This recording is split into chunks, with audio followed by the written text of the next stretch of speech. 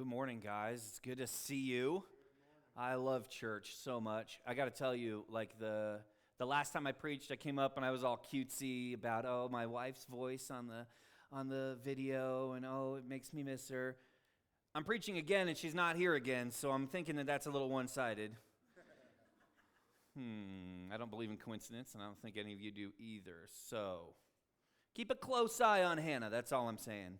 Hey, glad to have all of our visitors here today, especially Fortress Ballet, but I also have to highlight, so some of my students from Elyria Christian School, these four degenerates right in the front, one coming in looking like he's trying to wage a holy war, they came in, and so glad that they're here today too, and that's on the video for the internet forever, that I called you guys degenerates, so show your parents so that they can see it. Very glad that they're here. Very glad that all of you are here today. We're going to continue in our series, Never Go Back. Never go back.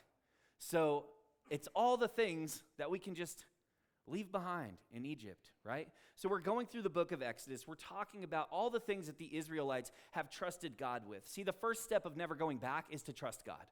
And so every sermon that we've done in this series so far has been trust God with blank. So the first one was trust God with your deliverance. And we talked about the Passover, right? We talked about how the lamb's blood went on the doorway and protected the Israelites from God's immediate judgment.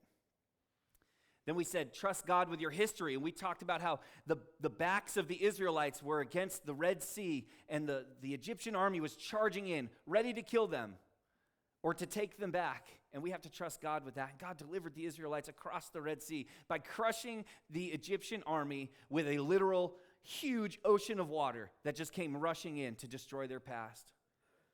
Then last week we talked about trusting God with your struggle. Oh, the Israelites were hungry. Why didn't you just let us die in Egypt? We got no water. Why didn't you just let us die? Oh, we got to trust God in those struggles too. But here's the thing. This is what dawned on me while I was getting ready for this week. We can't trust God with our deliverance. We can't trust God with our history. We can't trust God with our struggle unless we can trust God with our victory. If we can't trust God with our victory, why would we trust Him with any of those other things? If we don't know that we're going to win because of what God has done and what He will do for us, if we don't know that, then why on earth would we ever trust Him with anything? Why trust a God who's going to lose? So for me, this week, this idea of trusting God with our victory, this is the center of trusting God. This is the center of never going back to who you were before Christ, never going back to who you were when you were backslidden, never going back to who you were in those days that we all think of when we think of never going back to all those mistakes, never going back to those sins, never going back to any of that. You can't be done with that unless you trust God with your victory. The main idea this morning is this: we will rally around anything that we think will give us victory. That's the truth.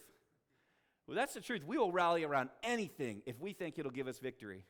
I think of like sports superstitions, right? So the Chiefs are on and you're like going like this to the TV, like walking over to sit on the couch like this, and the game's behind you, and you're like, okay, well, I have to eat like 4 pieces of pizza, but only up to the crust, and then I have to throw the crust away in a ceremonious way so that the Chiefs will win this game. Yeah, all you NFL fans are freaks. But we rally around anything that we think will give us victory. Anything. So as we read these passages from Exodus, we have to remember a few things about the Israelites. The first one is this: they really didn't know much about Yahweh. They really didn't know. They didn't fully know Yahweh. See, Yahweh, that's God, that's the Hebrew term, God's chosen name for the Trinity. I am who I am, or I will be who I will be.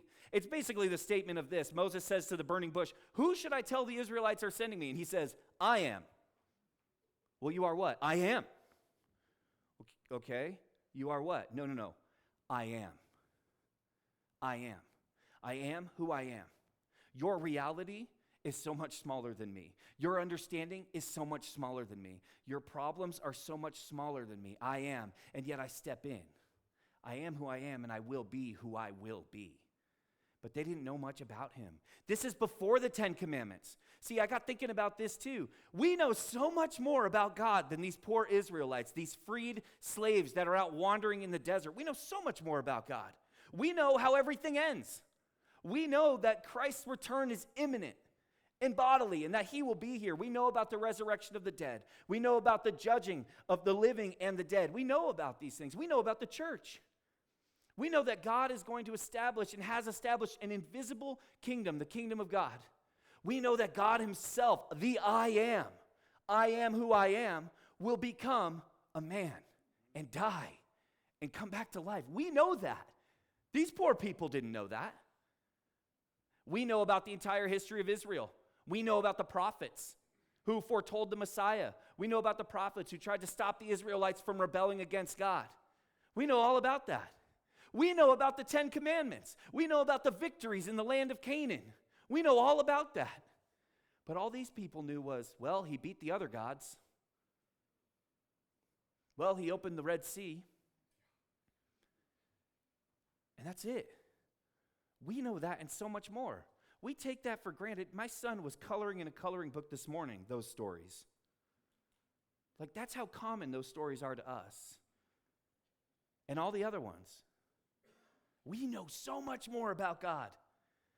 And yet, these guys were forced and expected to trust God with their victory the same way we are. Think about the faith of the Israelites. We are quick to judge the Israelites. Think about the faith of the Israelites to embark after 400 years of no national identity. 400 years of having all of their needs met, but living under someone's heel. It takes a lot of faith to do that. So they didn't fully know Yahweh, and Yahweh is still gaining their trust. Yahweh's still gaining their trust. Think about it. The Red Sea, big trust moment, right? Okay, so I'm supposed to walk through there? Like, what's going to keep the water from collapsing in on me? Okay, we're going to go. Big trust moment. Big trust moment. The Passover. Think about this. So you're an Israelite, you're a slave, you're the bottom of society. If your neighbor wants to, he could just walk over and then go back into his house, right? You're nothing. You're property. You're garbage. And in the middle of the night, all of your Egyptian neighbors lose their children, and you don't. Well, from your own perspective, in your own perception of where you are in society and the fact of where you are in society, what happens next? If I'm an Egyptian and I own a slave and my kid dies and that slave's kid doesn't die and that slave says, yeah, that was my God, what do you think I'm going to do? I'm going to kill you. But God says, no, don't worry about that. Actually, what's going to happen is they're going to give you all their silver and all their gold and all their fine clothing and send you out into the desert free. Yeah, there's a lot of trust. God is gaining that trust. God's gaining that trust. And today, as we talk about the passage we're going to talk through today, there's a shift that happens in the story. See, up until now, God did everything. God overthrew the Egyptian deities. God overthrew Pharaoh. God opened the Red Sea. God destroyed the Egyptian army. And today, the Israelites are going to run up against another, not really an army, we'll talk about it. They're going to run up against an enemy. And God's going to say, get out there and fight. And I think that some of us today need to hear this. We got to get out there and fight. Amen. It's not just about what God's going to do. Victory is not always passive. But we're going to talk about it. Let's read today from Exodus chapter 17, verses 8 through 15. While the people of Israel were still at Rephidim, the warriors of Amalek attacked them. Moses commanded Joshua, first mention of Joshua in the Bible, by the way, choose some men to go out and fight the army of Amalek for us. Tomorrow, I will stand at the top of the hill, holding the staff of God in my hand. So Joshua did what Moses commanded and fought the army of Amalek. Meanwhile, Moses, Aaron, and Hur, pronouns he, him, the only Hur in history with he, him pronouns, climbed to the top of a nearby hill. As long as Moses held up the staff in his hand, the Amalekites gained the advantage. Moses' arms soon became so tired, he could no longer hold them up. So Aaron and Hur found a stone for him to sit on, and they stood on each side of Moses, holding up his hands. So his hands held steady until sunset. As a result, Joshua overwhelmed the army of Amalek in battle. After the victory, the Lord instructed Moses, write this down on a scroll as a permanent reminder and read it aloud to Joshua. I will erase the memory of Amalek from under heaven. All right, so what did we just read there? Let's look at some takeaways. The first takeaway is this: there is no greater banner around which we should rally than God. There's no greater banner, right? Let's go back to the verses here for a second. After the victory, check this out. After the victory, the Lord instructed Moses, write this down on a scroll as a permanent reminder and read it aloud to Joshua. I will erase the memory of Amalek from under heaven. Moses built an altar there. There's no greater banner. Ready? He built an altar there and named it Yahweh Nissi, which means the Lord is my banner. He said, they've raised their fist against the Lord's throne, so now the Lord will be at war with Amalek from generation to generation. Yahweh Nissi, the Lord is my banner. I kind of struggled when I was reading this text about what the heck that was supposed to mean, right? The Lord is my banner. But there's no greater banner around which we should rally than God. And we will rally around anything that we think will give us victory. We will rally around anything if we think it will give us victory. So let's look at what a banner is. So a banner is a symbol, right? Symbol. A banner is a symbol.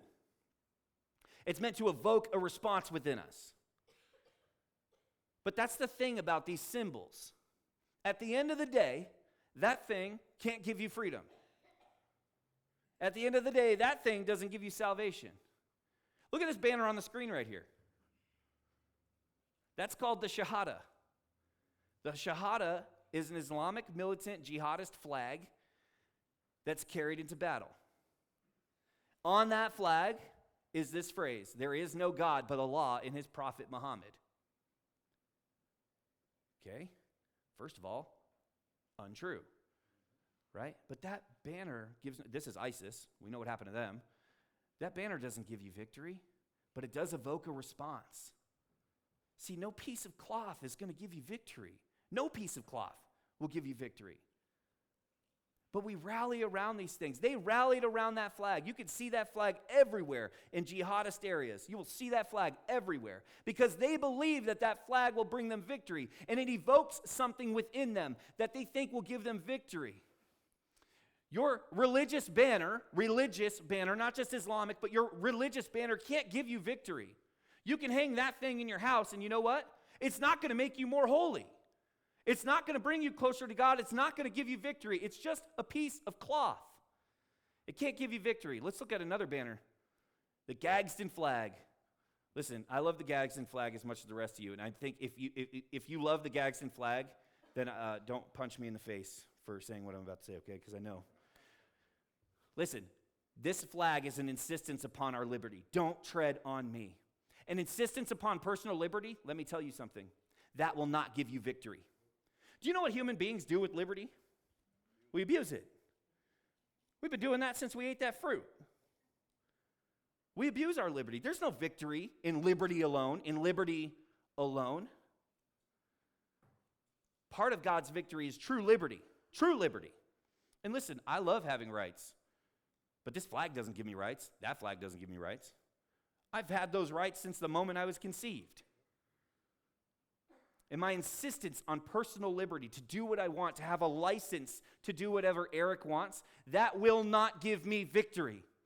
It is a better way to live, and I acknowledge that, but it won't give us victory.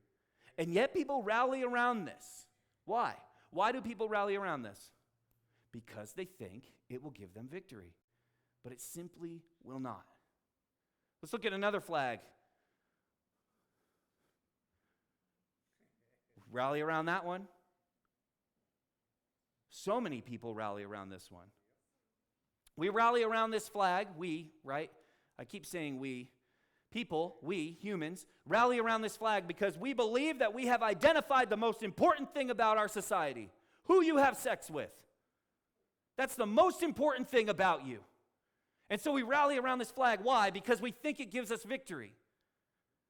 And we name the movement pride, the most deadly of sins. And then we make the symbol, hey God, you promised never to destroy us by flood again, and we spit right in his face. And we think that we have victory from that. And so we rally around this flag because we think it gives us victory, because we think that we've overcome God's standard. And all of us in this room who are straight, cisgender people, we want to say, yeah, that's right. But we do the same thing with our own flags. Don't get it twisted. You've got a rainbow flag somewhere in your life. I promise you that. You look to something besides God. You look to circumvent God's law and God's character in some part of your life. And you know how I know that? Because 150% I do. I have that for sure. Let's look at another flag. The flag of the rebellion, the Confederate flag. To some, we look at this flag and we see racism. To some, we look at this flag and we see states' rights and freedom. To a veteran, I look at this flag and see the flag of a traitorous army that's still allowed to fly in our country. But we rally around it, don't we? Don't we see this flag and everything it's supposed to mean to every single person? See, the danger of banners is this: they can be interpreted so many different ways. This flag is one of those. We interpret it so many different ways. But the people who fly it, why do they fly it? Because they think it will give them victory. Let's look at one more flag. I chose this picture on purpose. Does anyone know what this is? Yeah. If you're of a certain age, you know exactly what this is. This is ground zero right after the attack on the World Trade Center. And what did they do? They put up a flag on the precipice of war. Why? Why did they fly this flag that day in that place? Because they believed it would bring them victory.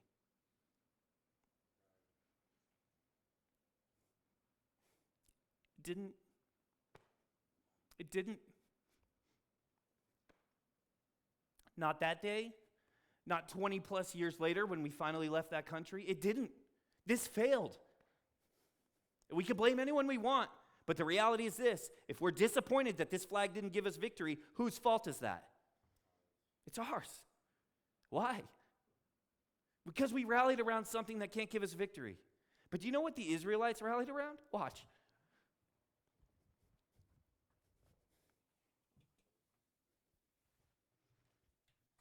No, I'm not leaving.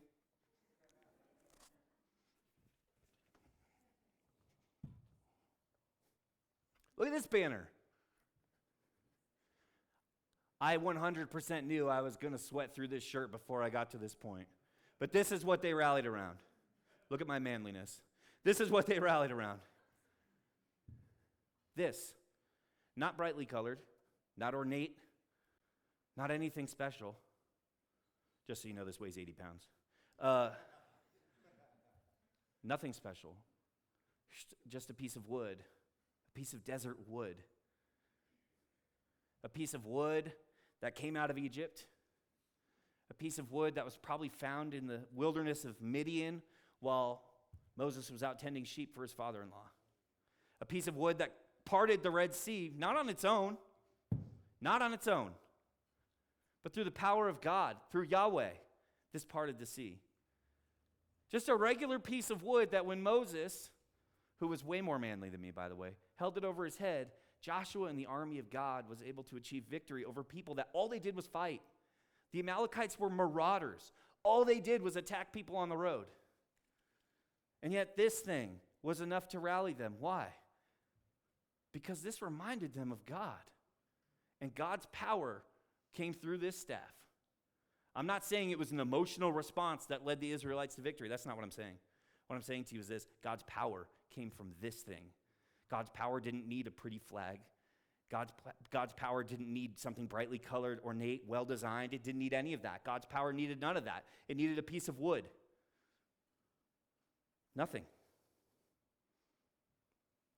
So when we rally around things that we think will give us victory, do we need to look for the flashy stuff? Do we need to look for the popular stuff? No. We need to look for the real stuff. Amen. God's real power. And it doesn't always look like what the world says power looks like. Sometimes it looks like an old piece of wood. Does that make sense? We rally around anything that we think will give us victory.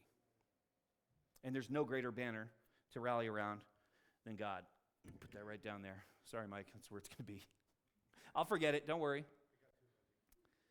Let's go to our next takeaway here. Another takeaway. God doesn't need our efforts to ensure our victory. Let me just tell you that. God doesn't need our efforts to ensure our victory, but you know what? He sometimes expects it. Sometimes. What did the Israelites do to defeat the Egyptians? The answer is nothing. They did nothing. They didn't part the Red Sea. They didn't sweep it in. They didn't do any of that stuff. So God doesn't always expect our participation in these things, but you know what? Sometimes he does. Sometimes God expects us to take part. The Amalekites were attacking the Israelites, and what did Moses say? Joshua, get some dudes and go out there and take care of that. It wasn't like Moses said, all right, God, we just need, we need another body of water here. Can you do that again? Can you do that thing again with the water? No. They understood that God expected them to participate in the victory. I think one big mistake that we make is that we don't think that God expects us to participate in victory. Now listen, it's not our effort, right? We saw that point blank in the text. When Joshua went out, when God's power wasn't up, the Israelites lost. But then as soon as that stick goes up, the Israelites win. But the point is the Israelites were fighting. The point is Joshua, this great general, this conqueror that we're going to meet later, he was out there fighting. That's the point. See, God doesn't need our effort, but you better believe God expects our effort. Think about the Great Commission, right? Jesus says, go. There's a victory to be had. There's a harvest to be collected. Go do that. God expects our participation. So that's another one of the big takeaways from this text. Here's one too.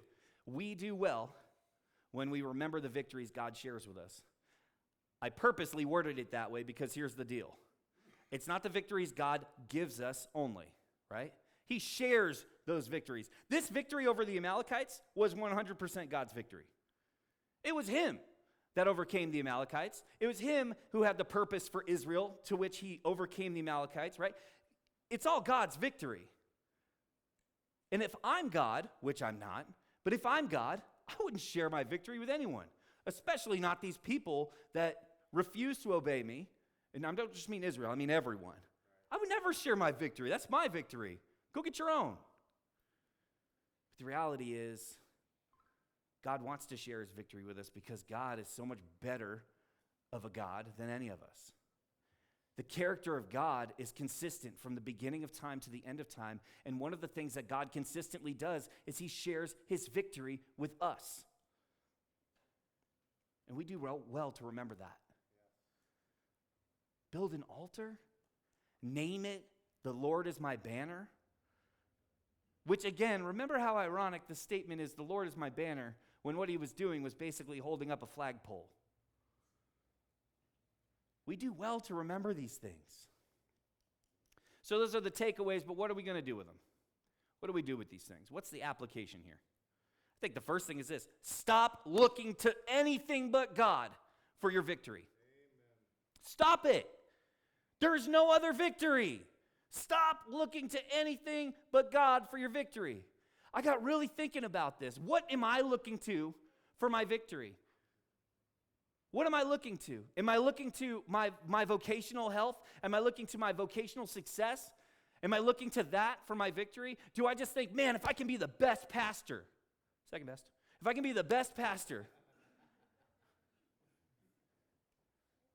then I'll have some victory. I'll have arrived. If I can convince the church that they should listen to the words that I say, I've arrived. If I can get a couple more, hey, great job today, text messages, then I've arrived. Is that what I'm looking to for victory? What about at school? Because I teach too. Am I looking for victory there, in my vocation there? That the students like me? They don't. Is that my victory? That I garner the respect of my peers? Is that my victory? It can't be. Do you want to know why? And this kind of flows throughout all of these things. If I say that my victory depends on you as the church. Do you know how much pressure I'm putting on you? That's not right. That's not right at all. If I say that my victory depends on my students at Illyria, do you know how much pressure I'm putting on those young people? That's not right. What about my wife? My victory is in my marriage. If I've got an awesome marriage, then I've got my victory. And I take Hannah and I elevate her to a position she was never meant to fill. And I say, if we have a great marriage, then I have found victory. How much pressure is that putting on my wife? Pressure that she was never designed to bear. And it's not her burden. What about my kids? Micah and Phoebe. Man, if you guys grow up great, if you accept Jesus at 5 years old, and you stay in the church and you stay rock solid, and Micah, you go on to be a pastor, and Phoebe, you go on to be just this beautiful, amazing worship leader or whatever. You go into ministry and you guys do amazing things, then I found victory. Who could say that to their children? We would never do that. How much pressure is that to say to my son and my daughter, my victory in life depends upon you? What if I say the victory is mine to earn? I need to be the person I want to be. I need to reach my goals. I need to be everything that I set out to be. That's where I'm going to find victory. Do you have any idea what that does to you? Chip says it all the time. You go on the performance plan. And that will crush you. There are so many things we can look to. What's our retirement look like? Oh man, once I get that retirement count up, that's my victory. Oh, I need to maximize my earning potential. There's my victory. I'm a business owner and I need to just get all the business I can. That's my victory. And all those things, you're putting undue pressure on those things. And do you know what it's called when I pressure my kids to be my victory, my wife to be my victory, my students to be my victory, my church to be my victory? Do you know what that's called?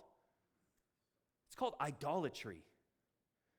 And idolatry is not a sin that only damages you. It will damage every person around you if you let it, if you put them in the place of God. And I'll put undue pressure on my church and on my students and on my family and on my job, and I'll put undue pressure on all of these things, all the while forgetting that the transcendent God of the universe has said, no, I want to be your victory. I'll do it for free. It's no pressure to me. It literally is nothing for me. I'll just be your victory. And he offers that to us. But we look at other things and we think, well, this is more tangible. This is easier to get to. This is an easier thing. So I'm going to put my victory in this thing. And I'm going to reach out for this thing to be my victory. And God's going, what are you doing? Do you know what Micah and Phoebe are feeling when you do that? Do you know what Hannah's feeling when you do that? Do you have any idea how unhealthy of a church you're going to create that way? Do you have any idea how unhealthy of students you're going to create when you do it that way? I want to be your victory. Guys, I guarantee there is something in your life, there's something that you're looking to and you're putting undue pressure on to be your victory. There's something. We need to stop looking at those things for victory. They can't be our victory. They can't. They won't. So stop looking to anything but God for our victory. That's our first application. Our next application is this. We have to do our assigned part to experience victory. We don't have to do our part. We have to do our assigned part. See, when God says, Eric, I got victory for you, I'm like, okay, God, good, I'll take it from here. And I pick my job. And you know what happens when I pick the role that I'm going to play in my victory? Yeah, well, just like everything else, I'll mess it up. I'll ruin it. I'll squander it. God's like, no. Listen. Okay, slow down, Eric, right? Slow down. I'm going to tell you what to do. I'm going to tell you what your part is. Guys, we're so quick to jump in on the roles that we want. Why? We're rallying around ourselves again. And we will rally around anything that we think will give us victory. And so we step in and do the part that we want. No, we have to do our assigned part. And notice, it's also do our assigned part to experience victory. That implies two things. One, that victory already exists. You're not creating the victory, you're experiencing the victory. And two, You're not earning the victory. You're experiencing the victory. That victory's there for you. And listen, I'm not like Joel Osteen, perfect smile, hair slicked back, like live your best life now kind of victory. No, I'm talking about real, solid victory. Victory that, yeah, sometimes there's pain. Yeah, sometimes life hurts. Yeah, you're going to face trials and trouble in this world, but Christ has overcome the world. That's the kind of victory I'm talking about. I'm talking about the kind of victory that when the walls are closing in on you and every day is the worst day of your life, you can look to God and know that it's okay. It's okay to feel that. It's okay to be there. And it's okay to get out in the battle where He wants you. Because the battle belongs to God, not to us. And that victory is waiting for us. And that victory sometimes is just the next day. That victory is just getting out of bed the next day. When it feels like that's the worst thing you could go through, that you're in the hardest time of your life. And this is a hard moment for me because I'm like, I look around the room and I try to make eye contact with certain people. Every person whose eyes I meet right now, I'm just like, I know some of your struggles. I know some of your pain. And there's a lot there. There's a lot of pain there. I know that. But I promise you, God has victory for you. I promise you. I promise. Not because Eric says so, but because God says so. And He shows us through the Israelites there's victory when we rally around Him, when we let Him be the banner and nothing else. That brings me to point number 3. Application number 3 is this: let yesterday's yesterday's victories give you hope for tomorrow's battles. I said it earlier, God's character doesn't change. God's character has been the same from the beginning. It'll be the same all the way to the end. And do you know what He has consistently done for you, especially if you're a believer in Jesus? He's delivered you over and over and over and over and over again. The pattern of God is this: we are terrible and He saves us. And then we're terrible and then He saves us. And then we're terrible and then He saves us. And it goes on like that forever and ever and ever.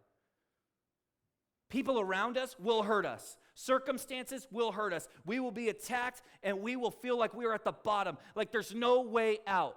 And God will deliver us 100% of the time. He expects us to take part in that? Absolutely. God partners with us. Absolutely. But if you look back on your life, and again, I look around this room and I know so many of the hurts in this room, and I know so much of the pain in this room, it makes you want to cry because I know what so many of you have been through. I get it. But God's carried you this far. Amen. Why would He let you down now? God has given us critical minds, inductive minds. We can look at a thing and then predict a thing. My son has learned A-B patterns at school. And now everything is an A-B pattern when it is. Dad, look, it's an A-B pattern. Okay, son, thank you for pointing that to me again.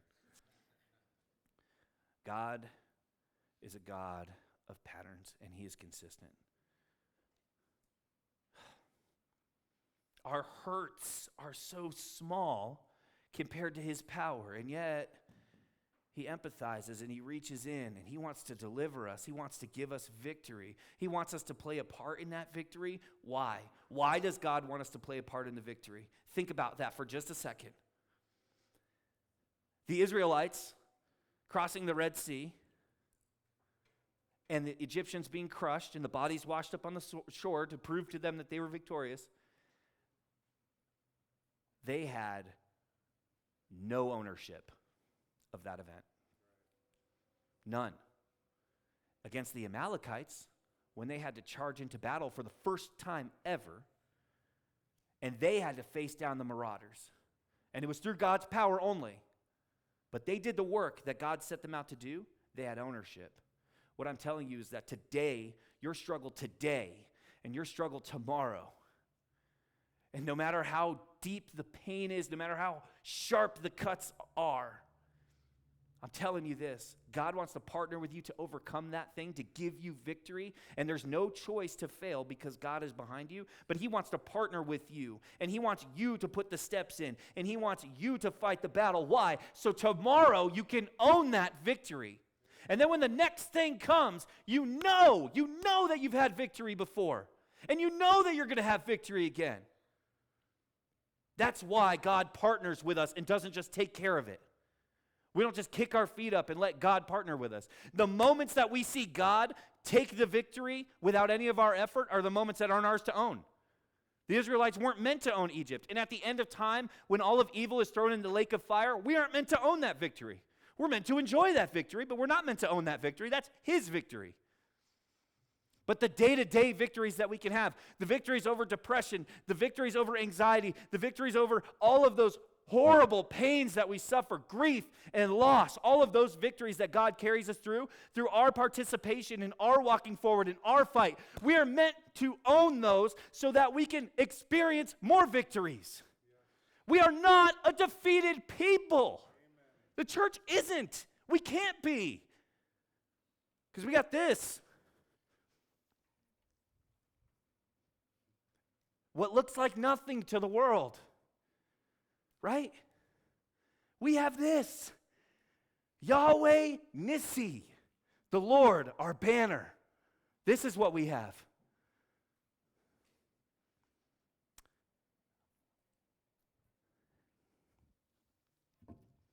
I want to pray now.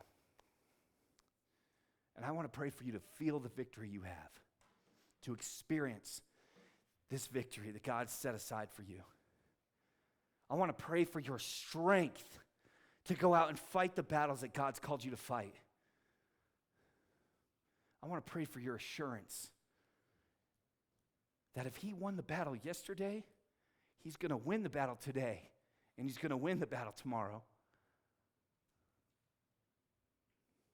I invite you to, in your mind, in this moment, go to the place of your current battle. Go there. In your mind, and feel it. Let God show you what victory looks like. See, sermons are great. Sermons are great. But reality, when God is doing his thing, is so much better than just words. So let this be real. Go into that place right now. God, we love you. You have done incredible things in this world, in our lives, in history. You have done incredible things. And though we look around and we see nothing but darkness, there's still light because you came here to be the light of the world. And you said that the darkness can never extinguish the light. God, we recognize that on a universal scale. That at the end of all things, there's victory for the light because darkness can't extinguish it. We recognize that on an eternal and universal scale, that what you have been given cannot be taken from you. We know that our eternity is secure with you, but so often we get bogged down with the pain and the hardships of this life, and we forget that victory is not just at the end of our lives, but it's every single day of our lives when we can abide in you and we can bear much fruit and we can experience the joy and the incredible blessing that you have for us as your children. God, right now, I just ask that you bring to the front of the hearts of the people in this room their struggle. And some of them, they don't need any of that. Some of them are grieving. Some of them are hurting, drowning, flailing. But some of us, we've pushed those things so far down. And we've just accepted that we'll never have victory over them. We'll never have victory over our addictions. We'll never have victory over our sin issues. We'll never have victory over our lack of self-worth. And so we've just accepted them as part of who we are. But God, that is not who you call us to be. We are not a defeated people. We are a victorious people. And so God, today as we beg you to be our banner, as we look to you as our banner, I pray, Lord, that you would move in the hearts of every person here to rally around you and nothing else. God, this issue in our lives, this pain, this grief, this sorrow, this overwhelming depression, this self-loathing, this sin, whatever it is that we're going through today that you have already given us victory over, God, I pray that we would experience that victory through you, that we would follow through on the things that we are supposed to do, the things that you've called us to do, the things that you require of us to experience that victory. I pray that you would lead us, that you would guide us, that you would convict us so that we could be the people who own the victory that you give us and you alone. God, let us never think of ourselves as people who need to earn victory. Let us think of ourselves as people who are victorious only because of you and only through you. Right now, God, I lay down my burden.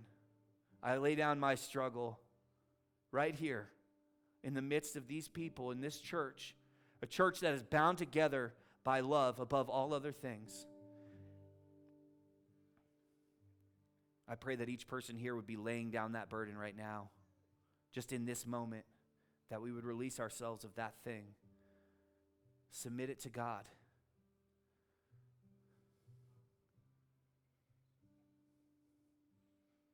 He's given you victory. God, you've given us victory over that thing. We trust you. We rally around you and nothing else.